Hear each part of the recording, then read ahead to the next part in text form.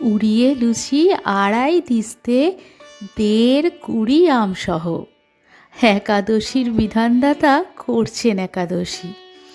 মুখরোচক এর উপবাস দমেও ভারিয়াহ, পুণ্য ততই বাড়ে যতই এলান ভুরির কষি।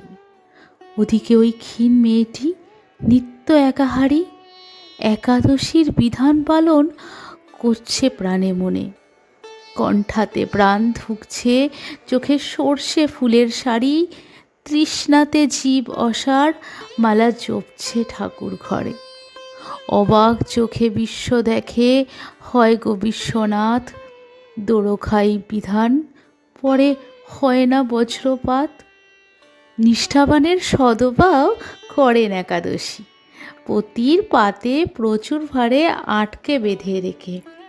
আওটা দুধে চুমুক লাগান পিছন ফিরে বসি, পতিদাতা পতিগুরু পাছে ফুলন দেখে।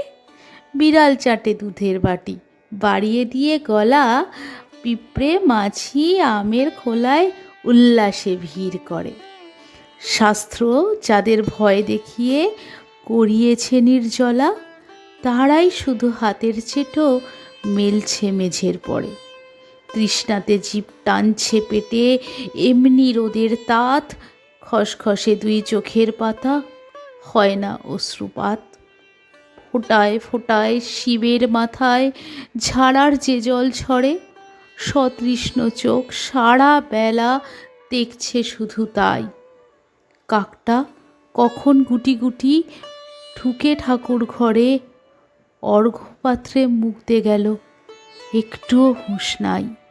চক্ষু দিয়ে প্রাণ পাখি হায় মেলছে বুঝি পাখা, ভিমড়ি গেছে জল দেখাবে মুখে।